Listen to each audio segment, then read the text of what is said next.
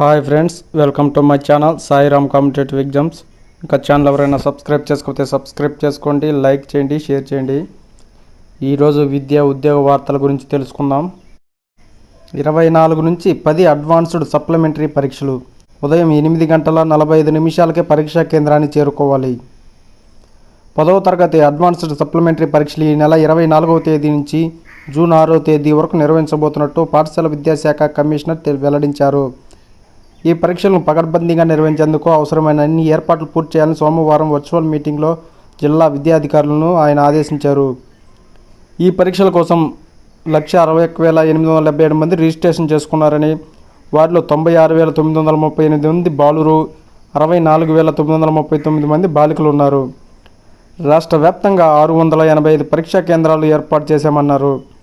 పరీక్షల నిర్వహణ కోసం 685 మంది చీఫ్ సూపరింటెండెంట్స్, 685 మంది డిపార్ట్మెంట్ ఆఫీసర్లు, 6,900 మంది ఇన్విజిలేటర్లతో పాటు 86 ఫ్లయింగ్ స్క్వాడ్స్ని ఏర్పాటు చేశామన్నారు.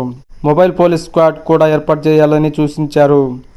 ఆర్టీసీ డిపో మేనేజర్లతో చర్చించి పరీక్షా కేంద్రాలకు తగినన్ని బస్సులు సర్వీసులు నడిపేలా చర్యలు తీసుకోవాలన్నారు. ప్రతి కేంద్రంలో ఏఎన్ఎంతో పాటు ఫస్ట్ ఎయిడ్ కిట్ ఉండేలా చూడాలని సూచించారు. ప్రతిరోజు ఉదయం 9:30 గంటల నుంచి మధ్యాహ్నం 12 గంటల 45 నిమిషాల వరకు జరిగే ఈ పరీక్షలకు హాజరయ్యే విద్యార్థులు 8 గంటల 45 నిమిషాలకే పరీక్షా కేంద్రానికి చేరుకోవాల్సి ఉంటుందన్నారు. ఈ నెల 15వ తేదీ నుంచి వెబ్సైట్ ద్వారా హాల్ టికెట్ డౌన్లోడ్ జారీ చేస్తామని చెప్పారు. మాల్ ప్రాక్టీస్కి పాల్పడితే ఏపీ పబ్లిక్ ఎగ్జామినేషన్ యాక్ట్ 1997 కింద చర్యలు తీసుకుంటామని తెలిపారు.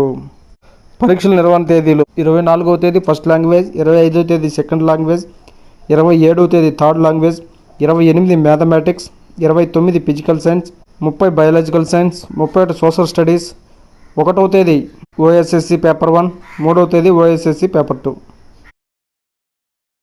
జనన మరణ ధృవపత్రాల జారీపై ప్రజలకు అవగాహన కల్పించాలి.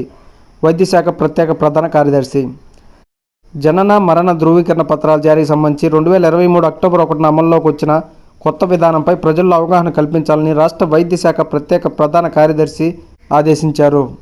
పునరుద్ధరించిన సివిల్ రిజిస్ట్రేషన్ సిస్టమ్ పోర్టల్పై అన్ని జిల్లాల డిఎంహెచ్ఓ, ఇతర అధికారుల శిక్షణ కార్యక్రమాన్ని విజయవాడలో సోమవారం ప్రారంభించారు.